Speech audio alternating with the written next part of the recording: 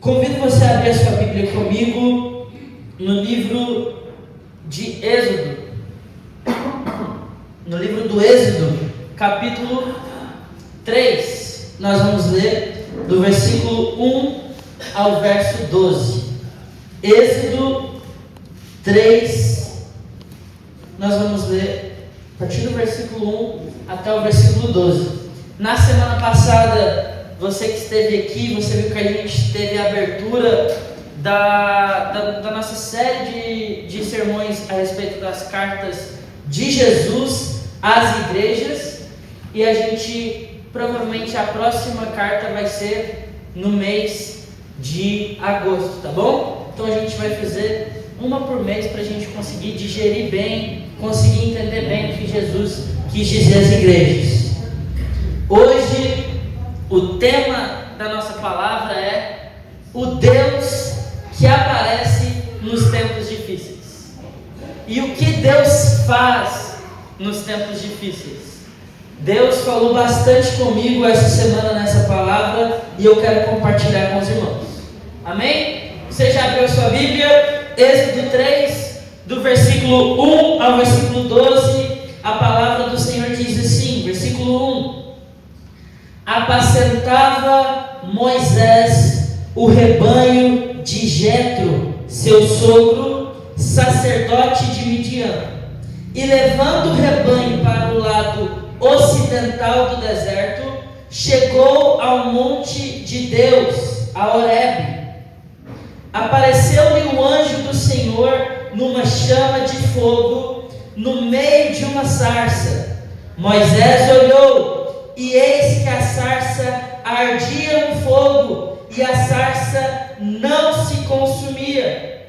Então disse consigo mesmo: irei para lá e verei essa grande maravilha.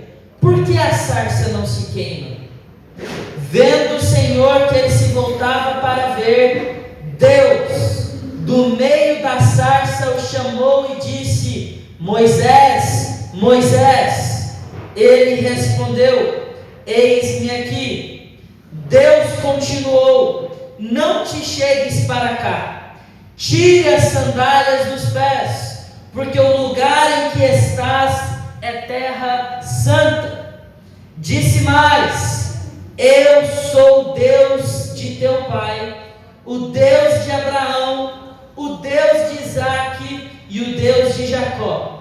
Moisés escondeu o rosto, porque temeu olhar para Deus. Disse ainda o Senhor: certamente vi a aflição do meu povo que está no Egito, e ouvi o seu clamor por causa dos seus exatores. Conheço-lhe o sofrimento. Por isso desci a fim de livrá-los da mão dos egípcios, e para fazê-los subir daquela terra a uma terra boa e ampla, terra que mana leite e mel, o lugar do cananeu, do Eteu, do amorreu, do ferezeu, do heveu e do jebuseu. Pois o clamor dos filhos de Israel chegou até mim, e também vejo a opressão com que os egípcios os estão oprimindo. Vem agora, e eu te enviarei a Faraó, para que tires o meu povo, os filhos de Israel, do Egito. Então disse Moisés a Deus: quem sou eu para tirar Faraó e tirar do Egito os filhos de Israel? Deus lhe respondeu: eu serei contigo, e este será o sinal de que eu te enviei. Depois de haveres tirado o povo do Egito, servireis a Deus neste monte. Amém? Amém. Amém, meus irmãos? Amém. Nós acabamos de ler esses 12 versículos logo no início do livro de Êxodo. É Deus falando com Moisés, chamando Moisés, convocando Moisés, dando uma missão a Moisés. Mas por que Deus teve essa conversa com Moisés? Qual é a situação? Por que Moisés estava no meio do deserto? Por que Deus tinha uma missão para Moisés? E qual era essa missão de Moisés? Olha, meus irmãos, como eu bem disse no início, o tema da palavra é o que Deus faz nos tempos de crise. E Deus chamou Moisés porque Israel estava passando por um momento de profunda crise. Antes do exílio da Babilônia, era esse o momento mais terrível da história de Israel. Vou te contar um pouco a história dos hebreus, meus irmãos. Deus, ele decidiu criar um povo para si. O povo de Israel, os hebreus, não foi um povo escolhido, foi um povo criado por Deus. Você bem lembra a história de Abraão. Abraão, ele morava lá em Ur dos Caldeus, e Deus chamou Abraão, tirou Abraão de Ur e falou: olha, Abraão, eu vou te dar uma terra, eu vou te dar uma descendência. Só que tinha um problema. A descendência que Deus prometera a Abraão teria que vir da sua esposa, Sarai, que depois virou Sara. Porém, quem aqui se lembra? Sara podia ter filhos? Por quê? Porque ela era estéril. Deus deu um filho a Sara através do milagre. Não foi pelas forças de Abraão, foi através das mãos de Deus. Então, primeiro, não tinha um povo em Israel. Deus chamou um estrangeiro. A esposa do estrangeiro não podia ter filhos. Deus deu um filho, que foi Isaac. Isaac depois casou também. E a esposa de Isaac se chamava Rebeca, e era a partir da descendência de Isaac que o povo de Deus ia crescer. Ela também era estéril. E aí Deus, através de um milagre, também deu 2 filhos para Isaac. Veja bem, Deus não escolheu um povo, porque não existia um povo. Deus criou um povo do zero. Esse povo, com o passar do tempo, veio Abraão, veio Isaac, veio Jacó. O povo cresceu. E você sabe a história de José do Egito, que a irmã Tatiane pregou aqui há algumas semanas atrás. José, um dos filhos de Jacó, foi jogado no poço e vendido como escravo e foi para a terra do Egito. A partir dali, começa a história do povo de Israel com o Egito. José, meus irmãos, ele era um homem muito próximo de Deus. Ele tinha um relacionamento muito bom com Deus, e ele foi usado por Deus para ajudar os egípcios. José, através da revelação que Deus deu a ele, José planejou, teve um excelente plano e livrou o Egito da maior fome da época. Não somente isso, mas José não somente livrou o Egito da fome, como José fez o Egito prosperar. Por conta de José, por conta do que fez José, por conta da inteligência de José, o povo hebreu foi muito festejado, foi muito honrado no Egito. Enquanto José servia o Egito, enquanto José enriquecia o Egito, o povo hebreu era honrado no Egito. Mas o que aconteceu? Quando passou o momento de crise, quando passou a fome no Egito, o Egito passou a ser um país forte, não precisava mais de José, o homem esqueceu de José. O homem esqueceu dos hebreus. Faraó deixou de honrar os hebreus, e agora um povo que antes era honrado, hoje era escravizado. Porque é assim que funciona, meus irmãos, a lei da vida. Quando você é útil para o homem, você está bem. Agora, quando você deixa de ser útil, você passa a ser descartado. É assim que funciona a lei da vida. O homem trata o outro homem dessa forma, mas não para Deus. Deus se sabia que ele havia feito uma aliança com Abraão. Deus sabia da promessa que ele havia feito a Israel, e aquela escravidão, aquele momento de escravidão que os israelitas passaram no Egito, não seriam eternos. Ficaram como escravos por 400 anos no Egito, construíram grandes cidades para os egípcios e cresceram bastante, e por conta disso Faraó falou: olha, os hebreus, eles estão crescendo demais, e daqui a pouco eles vão ser mais fortes do que o próprio Egito. Então o que a gente vai fazer? Vamos matar os bebezinhos judeus, os israelitas. Toda criança israelita que nascer deverá ser jogada no rio Nilo e ser morta, ser afogada. E o que acontece, meus irmãos? O rio Nilo, que deveria ser o cemitério de muitos bebês, que deveria ser o cemitério do próprio Moisés, Deus usou algo que deveria ser a morte de Moisés para levantar o libertador dos hebreus. Moisés, que deveria ser morto no Nilo, ele foi resgatado no Nilo e ele viveu uma vida de príncipe no Egito. Por 40 anos Moisés viveu no Egito como um príncipe, como um herdeiro real. Depois disso, ele precisou fugir, e aí a gente chega no que a gente acabou de ler. Moisés precisou fugir e Deus faz um chamado para Moisés. Eu quero que você entenda, meus irmãos, que o momento que Israel estava passando era um momento de crise terrível.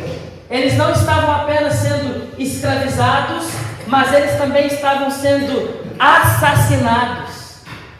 Faraó queria acabar com os hebreus, queria acabar com os israelitas.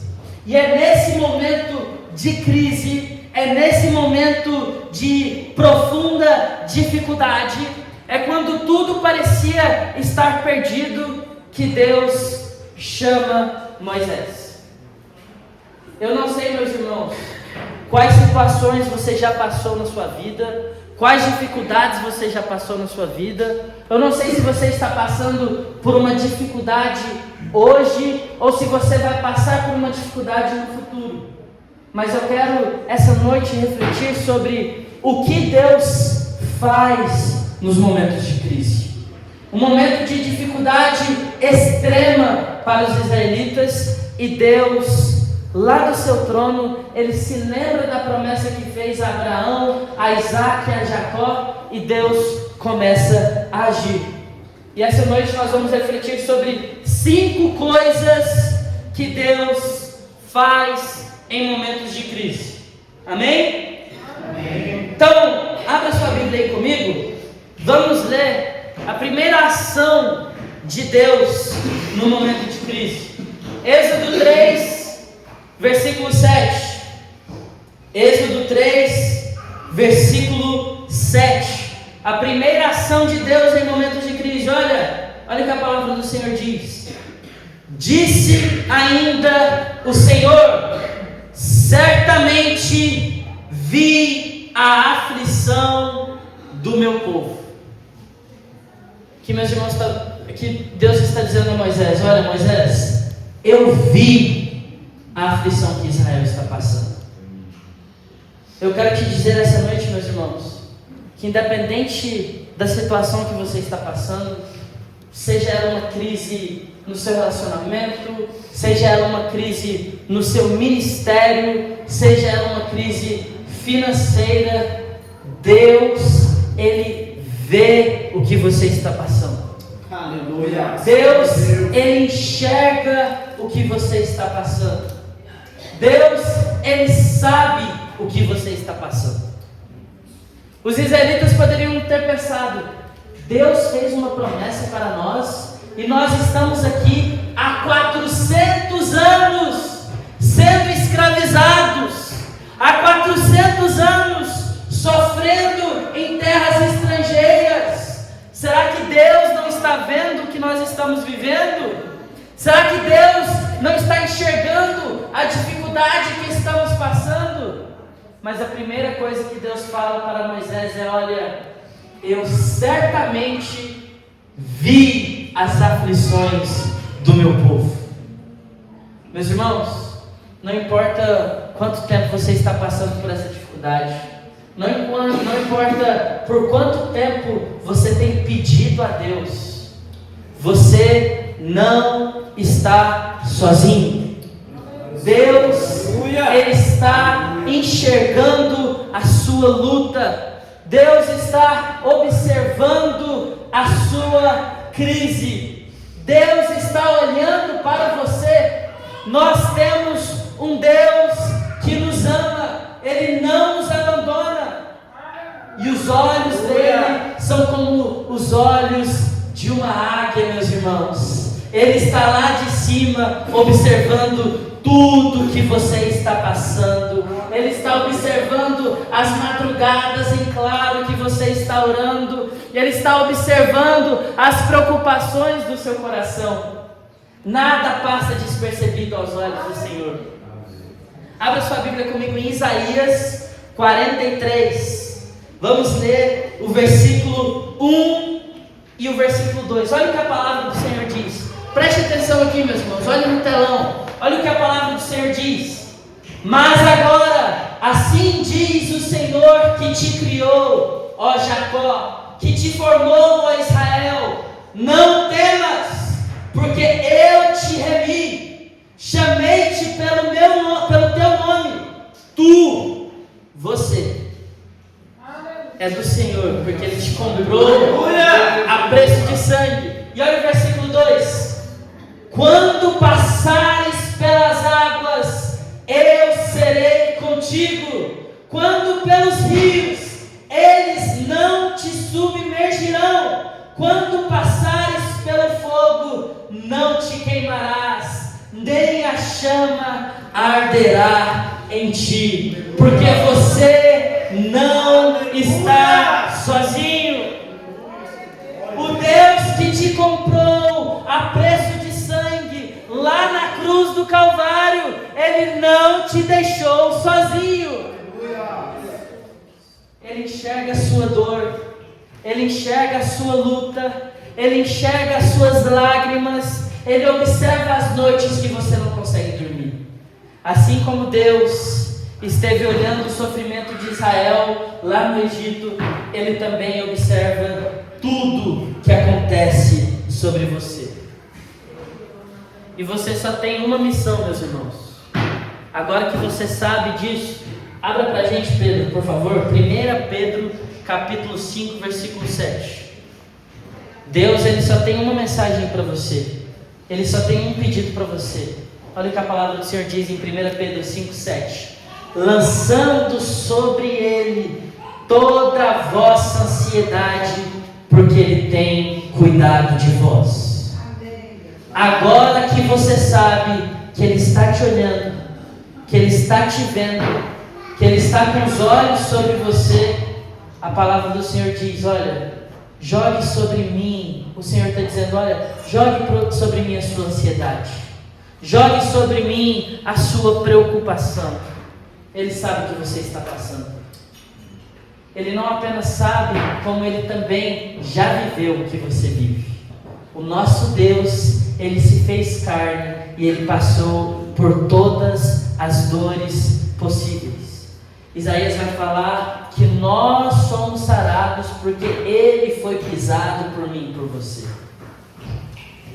Tenho certeza que todos nós aqui temos inúmeros testemunhos do que Deus faz por nós quando nós colocamos sobre Ele as nossas preocupações, as nossas ansiedades. E essa noite o Espírito Santo está dizendo: olha, você não está sozinho. Eu estou vendo, eu conheço o seu coração. E a única coisa que você tem que fazer é depositar sobre Ele, porque Ele já lutou a luta por você. Ele já venceu a luta por você. Se você recebe essa palavra, eu quero que você glorifique ao nosso Senhor. Amém? Segunda ação de Deus para com o povo de Israel, e é também o que Ele faz para você, por você, em momentos de crise. Êxodo capítulo 3, versículo 7, parte B. Olha o que a palavra do Senhor diz: certamente vi a aflição do meu povo que está no Egito, e ouvi o seu clamor. Meus irmãos, é nos momentos de crise que o Senhor, Ele inclina os ouvidos dele para ouvir o seu clamor. Você não ora em vão, você não clama em vão, você não busca em vão, porque o nosso Deus, Ele nunca deixa de ouvir as suas orações. O povo de Israel, por 400 anos, sofreu na mão dos egípcios. E a segunda coisa que Deus diz para Moisés: olha, Moisés, eu vi o que eles estão passando, mas eu ouvi que eles me clamaram. Olha o que o capítulo 2, alguns versículos antes, olha, Êxodo 2, versículo 24, olha: quando Deus, ouvindo o seu gemido, lembrou-se da aliança com Abraão. Quando você clama, quando você geme na presença do Senhor, Ele olha para você e Ele se lembra do sacrifício que Cristo fez na cruz por você. Aleluia! Essa aliança que Deus está dizendo que Ele fez com Abraão é a mesma aliança que Ele tem com você. Porque a partir do sacrifício de Cristo, eu e você, nós fomos feitos herdeiros também da promessa de Abraão. Então, se Deus se lembrou da aliança que fez com o povo, quando você clama, quando você deposita tudo aos pés do Senhor, Ele se lembra do sacrifício que Cristo fez por você. Eu quero meditar com você em uma outra situação. Abre comigo Atos, Pedro, Atos dos Apóstolos, capítulo 16. A partir do versículo 27, olha o que a palavra do Senhor diz. Desculpa, a partir do versículo 23. Versículo 22, Pedro, a partir do versículo 22. Olha: levantou-se a multidão unida contra eles, e os pretores, rasgando-lhe as vestes, mandaram açoitá-los com varas, e depois de lhe darem muitos açoites, os lançaram no cárcere, ordenando ao carcereiro que os guardasse com toda a segurança.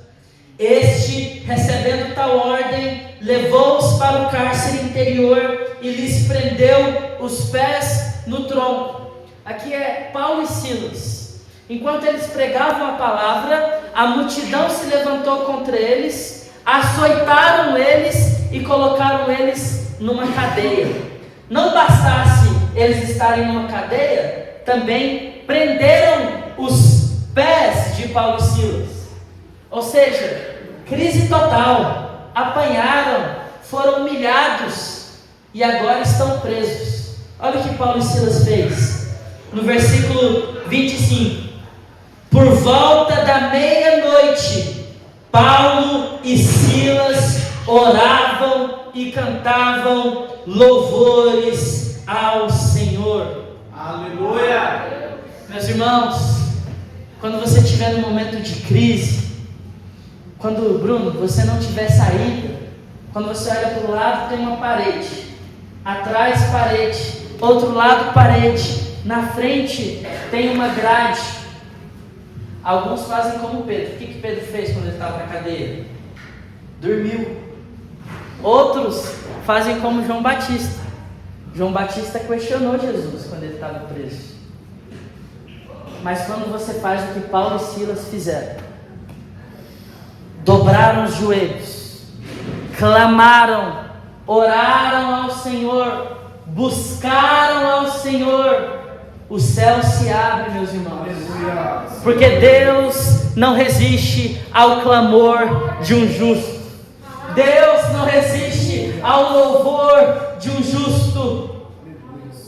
E assim como Ele fez com Israel, assim como Ele fez com Paulo e Silas, Assim como Ele fez com Cedraque, Mesaque e Abednego, Ele também pode te livrar de toda e qualquer crise, meus irmãos.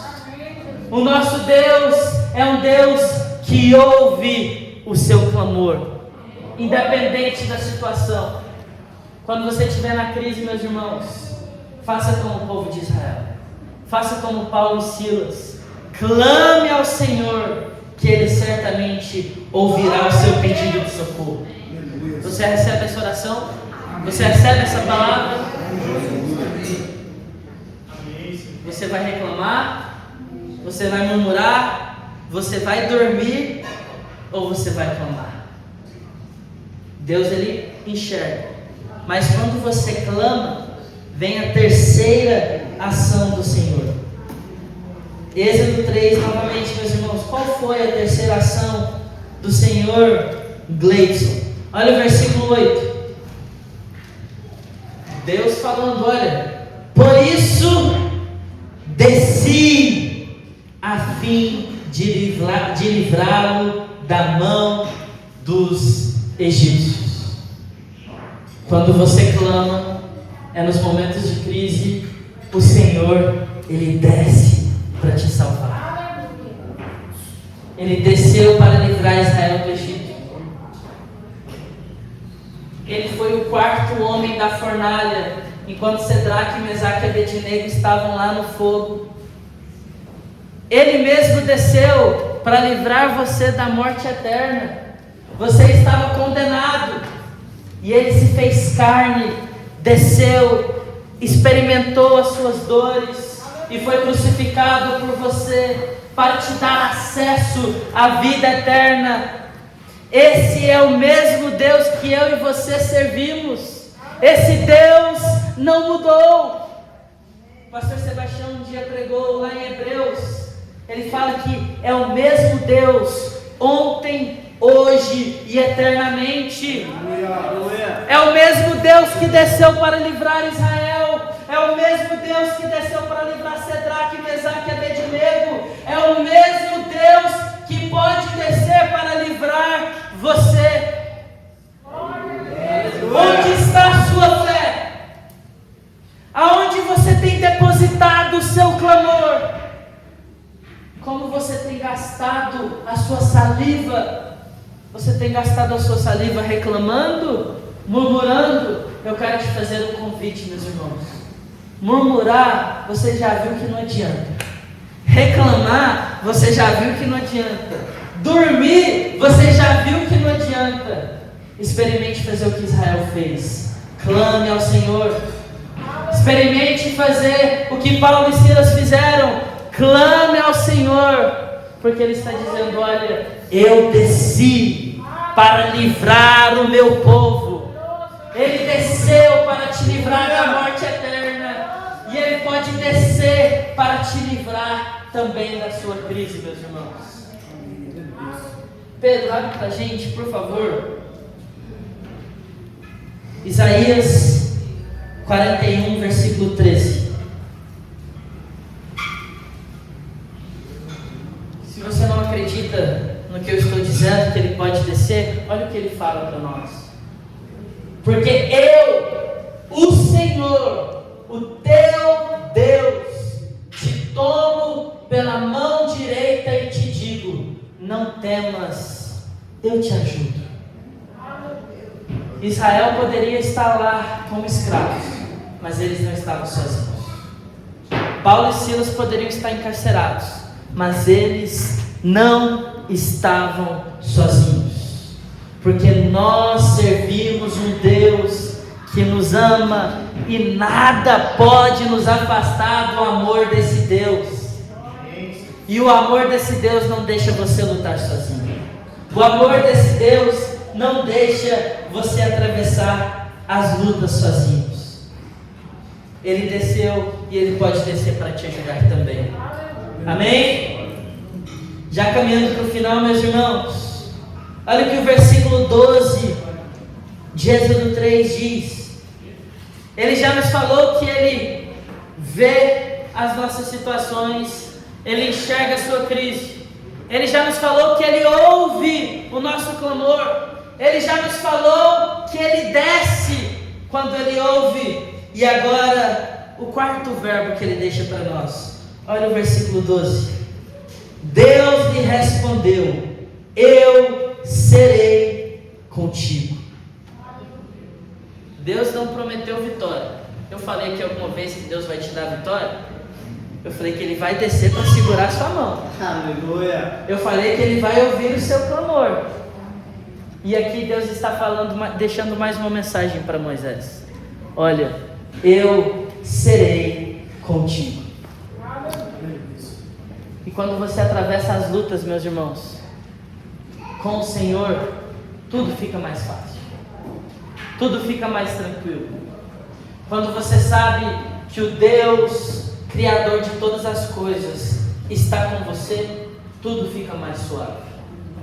E Deus deixou uma promessa: nos momentos de crise, eu vou estar com você. Abre a sua Bíblia comigo em Romanos capítulo 8. Romanos 8, versículo 38.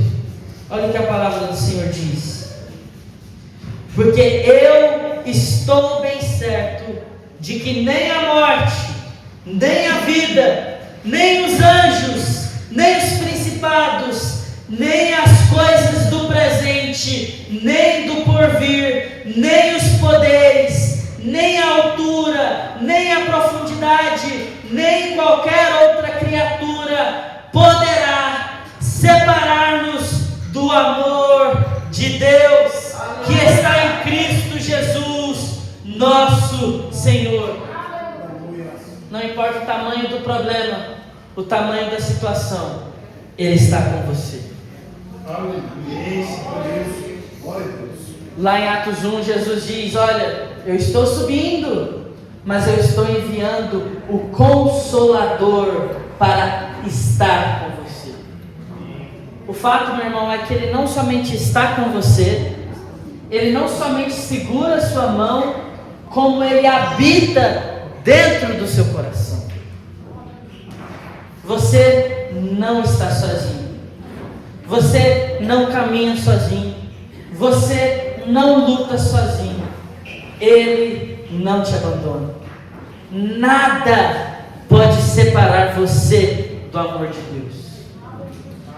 O pecado até tentou, mas o amor dele foi tão grande que Ele enviou o único filho dele para morrer, para que Ele pudesse estar pertinho de você. E o Senhor essa noite está dizendo: olha, meu filho, você veio aqui para te dizer que você está comigo. Você não está só. Faça como Pedro diz: olha, deposite aos pés de Cristo todas as suas preocupações, toda a sua ansiedade, porque eu tenho certeza que Deus vai atravessar a luta segurando a sua mão. Eu não te dou a certeza da vitória aqui na terra, porque a vitória maior será a vida que nós teremos pós-terra. Eu não te prometo riqueza aqui na terra, eu não te prometo saúde eterna, eu não te prometo alegria, eu não te prometo felicidade eterna aqui na terra, não. Mas eu te prometo que o Deus que te ama, o Deus que te chamou, independente da situação, Ele vai estar segurando a sua mão, e vai chegar um dia que Ele vai limpar toda a sua lágrima. Vai chegar o dia que os humilhados serão exaltados. Vai chegar o dia que os menores serão grandes, e nós sentaremos à mesa do Rei e cearemos com Ele. Aleluia! E para isso você tem que entender que você não está sozinho. Ele está com você. Coloque-se de pé, meus irmãos. Tem uma última mensagem aqui do que Deus quer fazer com você.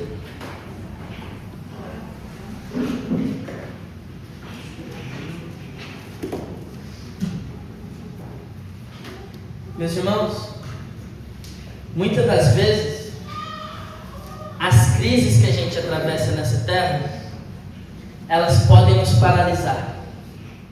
As dificuldades nos impedem de viver o que Deus tem para nós. E não foi diferente aqui com Moisés. No seu chamado, Moisés ele preferiu olhar para o problema. E por conta dos problemas, ele arrumou diversas desculpas para não trabalhar para o Senhor. As dificuldades causadas pela crise paralisaram Moisés. E muitas das vezes, o que a gente vive na nossa rotina também nos paralisa. Também nos impede de avançarmos e trabalharmos para o Senhor. Mas eu tenho uma mensagem para você. Olha o que o Senhor diz a Moisés no versículo 12: eu serei contigo, e este será o sinal de que eu te enviei. Depois de haveres tirado o povo do Egito, servireis a Deus neste monte. Depois de prometer a Moisés que ele não estaria sozinho, Deus deu a direção a Moisés. E essa noite Deus também quer te dar uma direção. Nós aprendemos, meus irmãos, que Deus vê o que a gente passa, ouve o nosso clamor, desce para nos ajudar, segura a nossa mão, não te deixa sozinhos, mas Deus também nos deu uma missão. Jesus, antes de subir, nos deu uma grande comissão, dizendo: olha, ide e pregai o Evangelho. Não deixe de fazer a obra do Senhor por conta das dificuldades. Não deixe de trabalhar ao Senhor por conta das suas deficiências. Não deixe de fazer o que Deus te chamou por conta das crises. Assim como Deus fez com Moisés, Ele também vai te dar a direção. Ele também vai te dar o caminho. E Ele quer que você levante. Ele quer que você reaja e que você não deixe as crises te paralisar. Deus tem um chamado para mim, Deus tem um chamado para você.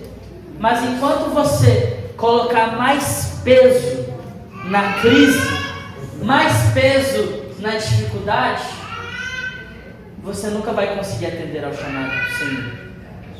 E essa noite a mensagem é: deposite as suas ansiedades aos pés do Senhor. Confie nele, que Ele vai te dar a direção. Aleluia. Ele vai fazer você atender ao chamado. Mas para isso, você tem que querer com todo o seu coração. Amém? Você recebe essa palavra? Amém. Então feche seus olhos, curva sua cabeça, vamos fazer uma oração. Senhor, mais uma vez na Tua presença, Pai, eu quero Te agradecer. Obrigado, Pai, porque o Senhor não nos deixa sozinhos. Obrigado, Senhor, porque nos momentos de crise, de dificuldade, o Senhor nos socorre. O Senhor ouve o nosso clamor. O Senhor segura a nossa mão. E nessa noite nós queremos Te pedir: nos perdoe, Pai.